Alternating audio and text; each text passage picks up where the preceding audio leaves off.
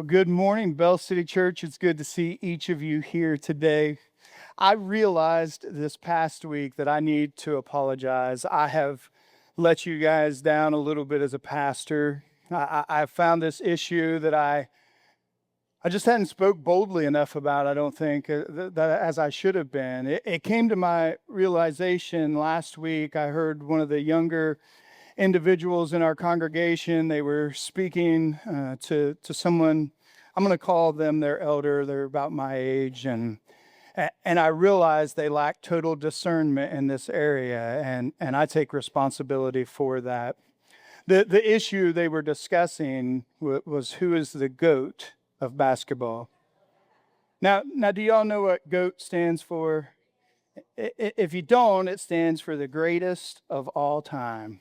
And they were discussing who is the GOAT of basketball. Now, if you bring this topic up, there are probably going to be some old heads that are going to talk about guys like Larry Bird and maybe Magic Johnson. They say, well, you got to have Wilt Chamberlain in this conversation and the things that he did. You got to talk about guys like Kareem Abdul-Jabbar and how he changed the game, and Bill Russell and all the championship teams that he was on. But if we're going to be honest, there are really two names that most people think it comes down to. Who is the greatest of all time when it comes to basketball? Michael Jordan or LeBron James? And this young man last week was trying to make an argument for LeBron James. And I realized we had let him down because there is absolutely only one correct answer. If you're not a basketball fan, there is only one correct answer to this question, and it is Michael Jeffrey Jordan. Michael Jordan holds the record. That's right. Michael Jordan holds the record for most points averaged per game. He scored over 30 points per game as an average in his NBA career. That's 4 points higher than LeBron. And I'd like to point out LeBron is entering the twilight of his career. That average is only going to go down from here. Jordan is already better than him in that. Jordan won 10 scoring titles, meaning he led the league in scoring in 10 separate seasons, doing so in 7 consecutive seasons. LeBron has only been able to do that one time. Only one time has he led the league in scoring. No player in NBA history has scored more or has had more scoring titles than Michael Jordan. And if you grew up watching the NBA in the 90s like I did, you knew that the NBA then was not soft like it is today. Today there's rules against defenses, and it's a much less physical game. And still, Jordan was far greater on the offensive side of the ball. But we know there's two sides of the ball. Jordan was also an NBA all-defensive first-team player 9 times, winning the NBA Defensive Player of the Year once. But winning is what ultimately matters. Jordan was able to win 6 championships compared to LeBron's 4. LeBron did make the finals 10 times, but he was only 4-6 in those finals. Jordan won all 6 of his NBA championships. In the playoffs, he scored more points per game than he did in the regular season. LeBron can't say that. And so when it mattered the most, Jordan stepped up his game. So in just 15 seasons, 2 of them shortened, Michael was a 14-time All-Star, an 11 All-NBA selection. He won 10 scoring titles, 9 All-Defensive First Teams, 5 MVP awards, 6 Finals MVP awards, 1 Defensive Player of the Year, and 6 NBA championships. Now, if you hate basketball, I'm going to guess you've probably still owned something with his brand on it. Right? He didn't just change the game of basketball, but he brought a brand to the world, right? You've probably owned a pair of shoes or a shirt or something of Air Jordans. And so I love to debate any kind of sports-related things, who's the greatest of all time, and it's done in good fun. Have you ever sat around, though, and wondered, am I the greatest real estate agent of all time? Man, am I the greatest teacher of all? I think I might be the greatest teacher of all time, or the greatest mom or dad. As we've already seen, as we read our text this morning, this is a conversation that we find the disciples having amongst themselves, and it's one that leaves them a little embarrassed. So let's jump in again.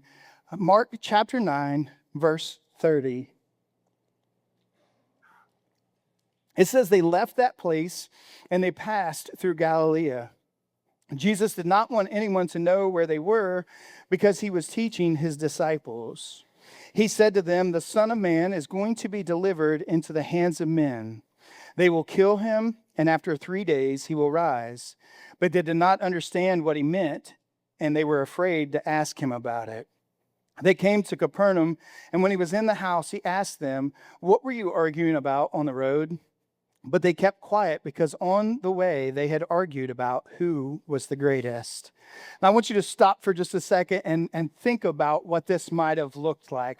We all know Peter started this conversation, right? I mean, the Bible doesn't tell us that, but we know that he did. He's walking along and he probably says, we've got to figure this out. Jesus is establishing a kingdom, and so we need to determine who's number one. And, well, that's pretty obvious. So really, we should argue about who's number two. And maybe the other disciples are like, hold on a minute, why do you get to be number one? And he's like, well, I was up on the mountain with a couple other guys, and I walked on water. And somebody would have jumped in and said, yeah, you walked on water, dude, but you sank, right? And maybe Andrew jumps in and he says, you wouldn't even know Jesus if it wasn't for me. Like, I'm the one who led you to him.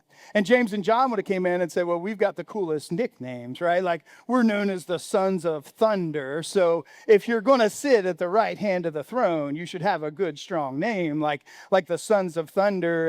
And John would have stepped in and said, well, let's talk about the disciple that Jesus loves. And they would have said, John, you are the only one who keeps saying that over and over again. Maybe Judas would have said, well, I'm the treasurer, so clearly I'm well trusted. And maybe the other disciples sat kind of in the background on that one and said, something seems off. Trusted, that's a strong word. And they were trying to figure this out. And I kind of wonder, maybe did things get heated in this conversation? Did they get a little personal? Maybe as Peter is going on about why he should be the greatest, maybe somebody jumps in and says, hey, didn't Jesus just call you Satan? Like, that puts you at number 12, man. Like, get in the back of the line. None of us have been called that. And maybe this turned a little ugly. We don't know exactly what this conversation looked like, but I wonder, did somebody say, well, maybe we should ask Jesus? And then they thought about it and thought, yeah, that's not a great idea. Let's not do that. This is all obviously conjecture on my part, but I'm just curious what took place in this convo. It's clear, though, the disciples had different expectations about this kingdom and their role in it. So let's look at Jesus' response in verse 35. It says, sitting down, Jesus called the 12 and said, anyone who wants to be first must be the very last and the servant of all. He took a little child whom he placed among them, and taking the child in his arms, he said to them, whoever welcomes one of these little children in my name welcomes me. And whoever welcomes me does not welcome me, but the one who sent me. Now, we could spend a lot of time on just the first couple verses in this section. I'm not going to talk a whole lot about that, but we need to realize that Jesus has taken a route where he doesn't want anybody to know because he's trying to teach his disciples. Mark uses that word. He's teaching them about what's to come. And we've kind of been over this, and we have the benefit of hindsight. We understand what Jesus is talking about, why the cross was necessary, why he was going to be handed over, why he was going to be beaten and mocked and killed. But these disciples, they're clearly not getting it. And I wonder, did Jesus teach them and then say, do you have any questions? Right? Have you ever had somebody ask you that, maybe a boss or a coach or something like that, and they explain something to you and you don't get it? And remember, this is the second time that Jesus has gone over all of this with them. And so maybe that first time you're like, I don't understand that at all. Can you go through it again? And then they go through it again and you're still totally in the dark. And they ask, do you have any questions? And you say, nope. But you have no clue what is going on. I wonder, was there a conversation like that going on here? The disciples are clearly lost. Do you remember what happened the first time that Jesus predicted his death? The word says that Peter came and he rebuked Jesus, this strong word for this correction. And that is when Jesus told him, get behind me, Satan, right? And so this time when he discusses it again, they're like, nope, no questions. I totally get it, right? And so they are listening to all of this. Jesus finishing talking about what is going to happen to him. And all the disciples can think about is, what's that mean for me? What am I going to get out of this? Their head is still stuck on this idea that Jesus is building this kingdom in the here and the now. And all they can think about is, how does that make me great? When does this start to pay off for me? Are you like them? Do you sometimes find yourself asking those kind of questions? Man, when's this church thing going to work out?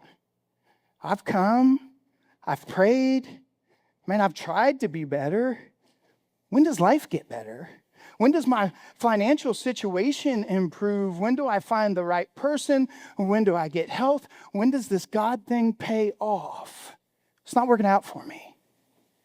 You see, I think it can become so easy for us to be so self-focused, even when we come in here, that it's hard for us to even worship because we're distracted by all the things that we want or even the things that we need. We can't even worship properly. And just like the disciples, I think we can find ourselves having a different agenda than Jesus does. Jesus, again, teaching about the most miraculous thing that's ever going to happen, and all they can think about is their agenda. And they just don't understand. And so there's a lot I think we can take from this, but the first thing I want to do is I want to pause and say this. Jesus doesn't repudiate greatness. He redefines it. I had to pull out my thesaurus for repudiate. I had to find another R word that went with it. So I think it works. We'll leave it on the screen a few seconds longer so you can spell it. I had to check it twice. But Jesus doesn't say there's anything wrong with greatness. He says, let's redefine what greatness actually is. And so I want to tell you, there's nothing wrong with ambition. There's nothing wrong with working hard, with wanting to succeed at your job, to going for the promotion or making the team, whatever it is. In fact, Christian should not be allergic to excellence. They should be the hardest working. They should be the first one to show up. And whatever ability or talent God has given you, don't you dare bury that. But the problem becomes when our ambition becomes selfish ambition. And I think that's what Jesus is talking about here today. And so I tell my kids all the time, they'll get out of the car for school or for a game or something, and I'll tell them, go be great. Go be great. Whatever that looks like in that moment. You're going to struggle to find somebody who's more ambitious or more competitive than I am. So at no point today am I saying that Jesus says you should be a doormat. Jesus never was. But Jesus says, let's define what greatness actually looks like. And so when the world says you're sovereign, you're the king of your own life, you get to do what you want, Jesus says you're called to be servants, not sovereign. You're not the center of the universe. As I was researching a little bit this week, I found that in a couple of dynasties in ancient China, that some of the men, some of the rulers would grow out their fingernails to this extraordinary lengths, and they would ornate them with gold and paintings. And I'm not talking about some of the fingernails that girls put on today. Like sometimes my girls will put some on. I'm like, how you even do any? I don't even know how you go to the bathroom with those things on, but whatever. But they would grow them out to these extraordinary lengths because it was this status symbol. They wanted everybody to know that I don't have to do manual labor. I can't do manual labor with these things. I have people that do that for me. It meant you were a person of means. It meant you were important. Today, we see that looking out for yourself is not a place of embarrassment like it was for the disciples. They at least had the wherewithal to kind of be sheepish as Jesus brings this up. But our culture today says, look out for number one. right? Nobody else is going to. You better look out for yourself and take care of yourself. And we're far more interested in being served than serving. And so the world's message is you're great if others are serving you. Jesus says, no, we're going to flip that on its end. And it's really countercultural. He says true greatness comes from serving others. I don't know about you. Sometimes that can insult my sense of pride, right? And the Bible is quick to warn against that. Proverbs 11:2 says that when pride comes, disgrace follows. James 4:6 says, God resists the proud, but gives grace to the humble. So I want to ask you some questions, and I think it will help you realize how much this may apply to you. Let me ask you this. At work, are you upset if you're not praised for something? Do you seek credit for everything you've done? Man, everybody better know everything that I've done and how well I've done it. Maybe even there's times where you want to seek credit for something somebody else has done. Do titles hold a great significance to you? Are you a name dropper? Do you want people to think that you know people, that you are people, that you're important? You see, pride in our nature has a way of saying I, and the gospel comes in and says, I'm going to free you from the addiction of yourself. And so when our nature says, I want to be sovereign, Jesus comes in and says, no, it's a race to the bottom. You're to be a servant. Philippians chapter 2, verses 3-4 says, do nothing out of selfish ambition or vain conceit. Rather, in humility, value others above yourselves, not looking to your own interest, but each of you to the interest of the others. Now, I think this is really difficult to actually live out for a whole heap of reasons.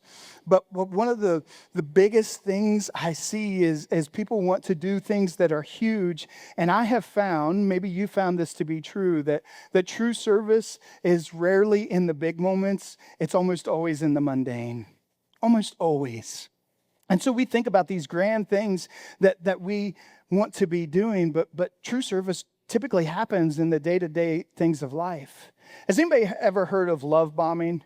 That's a term that's became more popular probably in the last 10 years. Love bombing is when somebody comes in like a courtship kind of dating relationship, and they just are heaping extravagant praise and extravagant gifts onto people.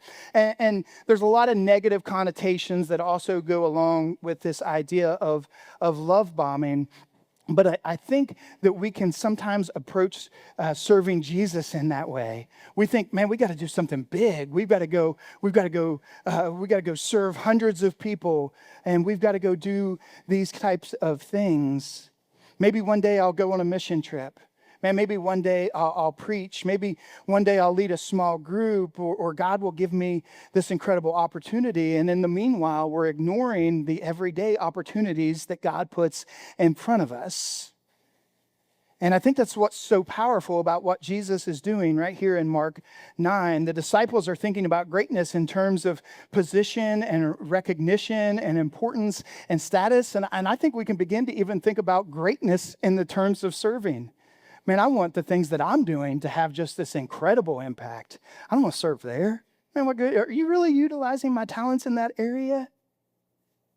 And so if I can, what I'd like to do is just to get super practical with what this looks like. What does it look like to be a man who puts others first, to be a woman who is a servant to all, to do this in the day in and the day out of our lives? And where do we start with all of that? And I think the first place that we have to start is with our family. Our first mission field has to be at home. Jesus says, anyone who wants to be first must be the very last and the servant of all. And I don't think there's any place that actually gets tested more than in our own homes. If I can just speak to men for a second, men, we like to be over the top. We like to say things like, I would die for my wife and kids. I wouldn't hesitate. And if you say that, I believe you, because I think I would die for my wife and kids too without any hesitation. But you know what? That's easy to say. It's likely to never happen. And if it it does. It's going to be a split-second decision, and I fully believe that I would lay down my life to protect them. You know what's more difficult? Living for them, giving up your preferences day in and day out, choosing to love and serve your wife well every single day. And what does that look like in your home? I can't necessarily speak to, but sometimes we think, well, man, I got to go buy another dozen roses, or I've got to go plan this extravagant date night, or whatever it is. And sometimes I think our wives would just like for us to recognize them, to see them. Now, don't go home and say, Jeremy told me to never buy flowers again, husbands. That's not what I'm saying. But what I'm saying is service to your family looks like doing the dishes sometimes. Sometimes it looks like just sitting down and actually listening to your wife without scrolling through your phone while she's talking. Maybe it's putting the kids to bed all day because y'all know how your kids can be. Sometimes you got to remind your wife, listen, we're not the enemy. Those kids, they're our enemy. We're on the same team here. Man, maybe it's getting up early and filling a gas tank or making a coffee, whatever it may look like. Man, the service to your family is in the everyday. Ladies, I think for a lot of wives in a marriage relationship, when there's children involved, it becomes very, very easy for the wife to become so focused on their children that her husband gets whatever's left. I don't know if you've noticed this, but children have a way of sucking every ounce of attention and effort out of your life and all of your energy. But let me tell you this, wives, I think the best thing you can do for your children, the best way you can set your children up for the future is by providing them a stable home in which they see a loving partnership. And that might look like telling your kids sometimes, nope. Not today. I'm not going to do that. I've got something else I've got to take care of. And so what that looks like again in your home may be different, but maybe it's just simply noticing a routine. Maybe it's jumping in and packing a lunch or laying something out for them that you know they're going to forget. Whatever it may look like, that's what you're called to. Ephesians chapter 5, verse 22 reads, "Wives, submit yourself to your own husbands as you do the Lord. For the husband is the head of the wife, as Christ is the head of the church, his body, for which he is the Savior. Now, as the church submits to Christ, so also wives should submit to their husbands in everything. Husbands, love your wives just as Christ loved the church and gave himself up for her." You know, I think sometimes the truest measure of whether or not we have the heart of a servant can be found at home. I can stand up here and talk for 30 or 40 minutes every Sunday, and I know every one of you just think I'm wonderful. You just think I'm great. I know that. But my kids, my wife, they know how I really am, right? They know if I'm really generous. They know if I'm really patient. I'm still working on that one a little bit. They know if I'm kind. They know if what Dad says on the stage is actually lived out. So men, women, what are your children seeing at home? Do they see the heart of a servant? Because at the end of the day, when I'm gone, I hope my kids can say, my dad loved Jesus, and he loved my mom, and he did it well. Maybe you're not married, though. Maybe you're not in that kind of relationship. How are you serving the people in your life? How are you looking out for them? How are you looking for their best interest, your friends or your parents? Kids, if you're still at home, how are you serving your parents? You're going to shudder when I ask you this. How are you serving your siblings? I know it's a gross thought. But how much better would our homes be if it was filled with people looking out for one another? You see, if Jesus is really changing our hearts, if he's really transforming who we are, then it ought to show up in the place where we spend most of our time first. We know, though, that service doesn't stop at our front doors. We carry it out and we take it out into our communities. And so that means following Jesus changes the way that we treat people everywhere we go. It changes the way you work. It changes the kind of customer you are. It changes the kind of neighbor you are. It changes the way you treat the waitress, the cashier, the janitor, the teacher, the coach who didn't play your kid last week, even the guy who cut you off in traffic. Can I be transparent for a minute? This week I was up here and I drove our conversion van, which is a pretty distinguishable vehicle. And I drove it up here and somebody pulled right out in front of me. And immediately my hand went to the horn just to lay on the horn for a good 30 seconds. And I thought, I'm getting ready to go park this van at the church and they're going to know.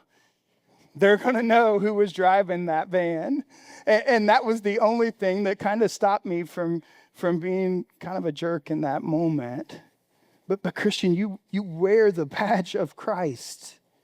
And so everything you do, the way you treat others is representing him. And so as we go into our workplaces and there's this different mindset, it's about getting ahead and who gets the promotion, who gets recognized, who gets the money. What if you were the person who went in, instead of asking, how do I get ahead, you asked, how do I serve others? Instead of being the guy that says, that's not in my job description. Anybody hear that every week at their work? That's not my job. I'm not doing that. How about you're the kind of employee that jumps in and helps out, even if it's not your job? That's what serving looks like. Colossians 3:23 says, whatever you do, work at it with all your heart, as working for the Lord, not for human masters. You see, this idea changes everything, that we're working for the Lord, not for ourselves, not for our boss. So you're not just sweeping a floor, you're not just answering an email or fixing something, you're doing it for Jesus. You're working for Jesus. You're not just helping a coworker. Doesn't that change things a little bit? It should. And that truth applies beyond just our work, our schools, our neighborhoods, our community. Could you shovel a driveway? Could you check on a neighbor who you know's been sick? Could you deliver a meal? Could you stand in the driveway for 10 minutes and actually listen to someone? You see, I think we make serving so complicated. God, show me your will. Show me your purpose in my life. And we worry so much about that we don't even see the needs of those around us. See, much like the disciples, we want a position even in our serving. But Jesus says it's not about that. It's about the posture of your heart. And that idea carries into this community, into the church. In my house, sometimes people will ask me, well, who does what chores? And we don't have a chore list. The chores are, you go do what Dad tells you to do when Dad tells you to go do it. And that would bother some of you type A personalities, like you like things lined out. That's not how it works. If we need to clean, everybody's going to clean a bathroom. If we need to do laundry, everybody's going to pitch in with that. After the meal, everybody gets up and cleans the kitchen. That's just how we operate. Now, I don't want to paint the picture that we're the second coming of the Waltons. There is plenty of grumbling and complaining that goes on in that, but everybody has a part to play. Everybody pulls their weight. But it's very easy in the church today, especially in the Western church, to come in and be or become just a consumer. And so we say things like, the worship wasn't great today. Sorry, Robbie. The pastor, he was a little dry. He could have said something funny every now and then. Was the temperature right? No, the temperature is never right. Okay? I'm sweating to death right now. And those aren't bad questions to ask. We want you to enjoy the worship. We hope you get something out of the sermon. We want you to be comfortable as you sit in here. But we get this mentality that this is like a restaurant. We come in and we order what we like, or we find the restaurant that serves what we like. We are fed and we go home. You are not a customer of Bell City Church. You're part of the family. And that's what Paul describes in 1 Corinthians chapter 12. And he talks about the different parts and the different gifts and the different responsibilities. And he says they're all indispensable. And so you may never preach a sermon here. In fact, it's not likely that you ever will. But many of you could rock a baby so a tired mom could hear one. You may not be comfortable leading a small group and teaching people in that way, but you could sit down and teach a group of 8-year-olds. And if we want this church to be what God intends it to be, if we want it to work at all, if we want it to make an impact in the community, we need people who are willing to step up and to serve. And can I just be honest? If you read any church things, they'll tell you, don't do this. But we're in desperate need of people who will do just that. Who will say, you know what? I can give 1 week a month to go downstairs and love on the next generation. It's so simple. And it's a need that we desperately have. And it's so important. But could you greet somebody that you've never met? Man, it's easy to come in and just sit in these seats and maybe talk to somebody you know. But could you make somebody new more comfortable? Could you check on somebody who hasn't been here for a couple of weeks? It's impossible for Robbie or I to do that very well because it's impossible for us to know whether somebody's been missing a lot of times. Could you pray with somebody who's sick? 1 Peter 4:10 says this, each of you should use whatever gift you have received to serve others as faithful stewards of God's grace in its various forms. Listen, you don't just attend church, you are the church. And then Jesus drives this final point home. We served the overlooked. I don't know about you, it's far easier for me to serve people I love or even like than it is people I may not. Than it is for somebody who could never repay a favor. Jesus draws this child up to illustrate this. And especially in the first century, children wouldn't have been looked at the same way that they are today. They certainly were to be seen but not heard. They held no position or standing. And he drives this point home. Man, whoever it is that you may be overlooking, when you're serving them, when you're loving them, it's as if you're doing it to me. So let me ask you this. How are you serving those that everyone else overlooks? I mean, maybe it's the addict who is trying as hard as they can to climb out of their addiction, but all everybody else wants to do is remind them of who they were. Maybe it's the child in foster care who has learned not to get too comfortable when they set their things down because they know they're going to pack them back up. It's not going to last. Maybe it's the person who doesn't pick up on social cues. Anybody know anybody like that? You know what I'm talking. Don't be liars. You see them coming in Walmart and you turn and you remember you needed to get something in that other aisle, right? Maybe it's loving them. And Jesus asks, how are you serving them? And Jesus identifies himself with the overlooked. What if every time we encountered somebody who would be easier to overlook, who, if we're honest, we would rather overlook? What if instead of doing that, we remembered that Jesus takes this personally? That however we serve or love them, we are doing so in his name? And we stop seeing people as an interruption or a project or a problem that we need to solve, and we see them as God does, as his image bearer, as his son, as his daughter. Because let me tell you, church, I think this is true. We are never more Christ-like than when we are serving. All right, I need everybody to stand up for a minute. Yep, stand up for a minute. We're going to play a game. We're going to do it. We're going to play a game of Simon Says. I'm just messing with you. Y'all can sit down. We're not going to play Simon Says this morning. But I do want to remind you, we are following a leader. I just want to see if you guys could pat your belly and your head at the same time. But we are following a leader, and we are never more like Jesus than when we serve. But the inverse is true. I don't think we can find ourselves further from the heart of Jesus than when we believe everyone else exists to serve me. Man, what are you doing for me? Philippians chapter 2, verse 5 says, in your relationship with one another, have the same mindset as Christ Jesus, who being in very nature God, did not consider equality with God something to be used to his own advantage. Rather, he made himself nothing by taking the very nature of a servant. Being made in human likeness and being found in appearance as a man, he humbled himself by becoming obedient to death, even death on a cross.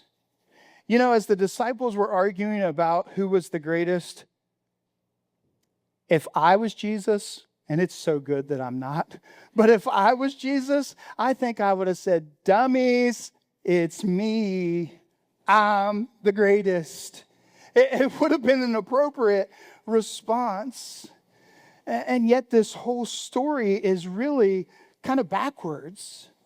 Jesus is the King of Kings. He's the Lord of Lords. He is the creator of everything. In him, everything is held together. If anyone deserved to be praised, it was Jesus. If anyone deserved a throne, it was Jesus. And yet when he comes into this world, he doesn't do so demanding that people serve him. He came to serve them. He touches the leper that nobody else would touch. He eats with sinners.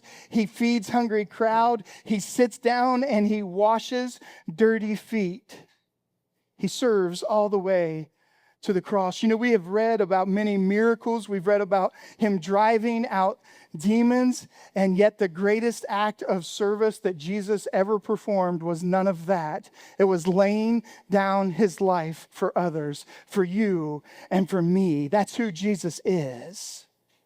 And so let me remind you, church, every time you put the needs of someone else above your own, every time you choose service, even when it isn't convenient, even when, or especially when, it costs you something, you look a little more like Jesus.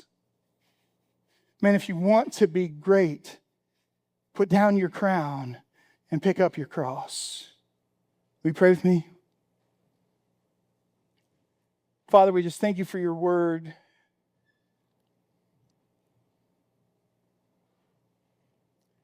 And God, I know things and words like today can seem kind of elementary. We've heard it before. But Father, I pray that we examine our lives. And this be an area we look about how we're living it out. And that we begin to ask, how can I serve those in my home better? How can I serve those in my community, in my church? I mean, how can I love those that are overlooked? Not because I want to bring greatness to my name, but because I want to bring greatness to your name.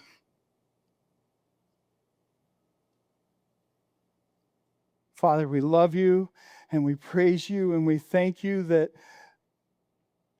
Jesus came and in the ultimate gift of sacrifice and service laid down his life for us.